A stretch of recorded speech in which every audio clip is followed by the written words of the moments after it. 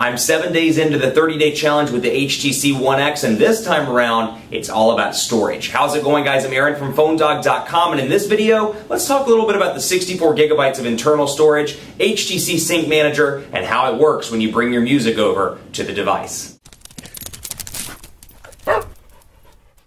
So in day 7 of the 30-day challenge with the HTC One X Plus, this time it's all about the onboard storage. This thing has 64 gigabytes of onboard storage, and yes, it doesn't have a micro SD card for expandable storage, but what I love about this, and I've talked about it multiple times in videos, dogfights, and more, this thing is $199 and you're getting 64 gigabytes of internal storage. Compare that to the iPhone 5, where you get 64 gigabytes of internal storage on the model that costs you $399. So in terms of a value add there, it's really nice. But you know what I was curious about? For people coming in as new consumers, how easy is it to get music and media onto your device? So I kind of played like a new consumer. I plugged it into my Mac, and the first thing that popped up was HTC Sync Manager. I drug it down, downloaded it, installed it, and HTC Sync Manager, as you can see here, is a surprisingly easy to use application. It's got music and gallery up with tabs on the top, so you can easily get your music in from iTunes or whatever third-party music service you use. Gallery, so you can download your images. The one caveat I will say to the gallery, I had some issues getting my images in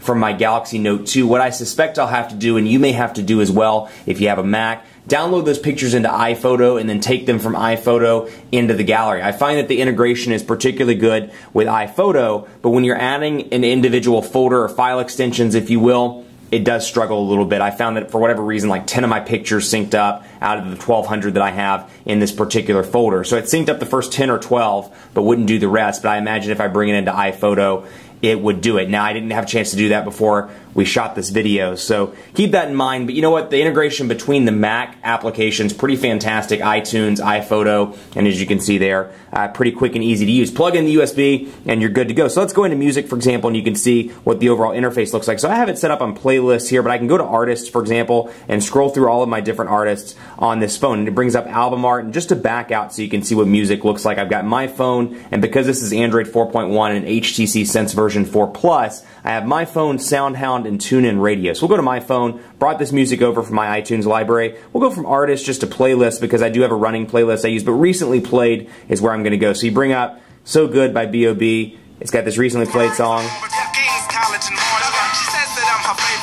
And you can see there obviously Beats integration here, so if you have Beats headphones, you can turn that on and utilize it on the in-house music player. Get your menu up here. I can get info. I can queue it up, I can select the player, I can do details, and of course down through here I can add it to a particular playlist, I can set it as a ringtone, I can share it, and then of course my typical music stuff down here at the bottom. Now when I hit play, you can see right here, So Good, playing up the notifications bar, so I've got quick access to play it and pause it, and go right back to where I left off. So we'll go down through here, music, and we'll go right back. And I can play through here, and you can see it plays in the bottom corner here, and I have the ability to pause it or play it from there. So we'll go ahead and pause that and go back. So I've got my running playlist here, and pardon me for some of the songs are weird. So Save Me San Francisco, for example, I can scroll right through to all the different songs, and you can see how the album art kind of switches in and out as I switch from song to song. So the overall integration is great. The 64 gigabytes of internal storage is nice. I'm using about 10 gigabytes. I'll actually show you in settings how many gigabytes I'm using here. We'll scroll down to storage. I'm only using total about 10 gigabytes of my 64 gigabytes. You can see apps take up 362 megabytes, music 1.28 gigabytes, photos not very much because like I said, I'm having some issues getting all my photos over. That'll take up more once I get all my photos synced up. But I can make more space, of course, but I've still got plenty of space with the 64 gigabytes. I actually have some TV shows and movies on iTunes that I'd like to bring over as well, but I didn't get a chance to do that in time. So look for that in the next challenge videos, so keep that in mind. Keep it locked on PhoneDog.com for continuing coverage. Let me know what you want to see in this challenge series. PhoneDog_Aaron, Twitter, Facebook, Facebook.com/HiAaronBaker or Facebook.com/PhoneDog, which is the company's Facebook channel. Let me know what you think. Let me know what you'd like to see as we continue through this 30-day challenge. I really want to address some of the pressing questions you have because after all, I'm doing these videos for you. You're probably looking at this device and comparing it to other devices on the market, the Note 2, the Galaxy S3. I'd love to see what you want to see going forward on this challenge series. Keep it locked on PhoneDog.com for continuing coverage of the One X Plus, and stay tuned for the next challenge update.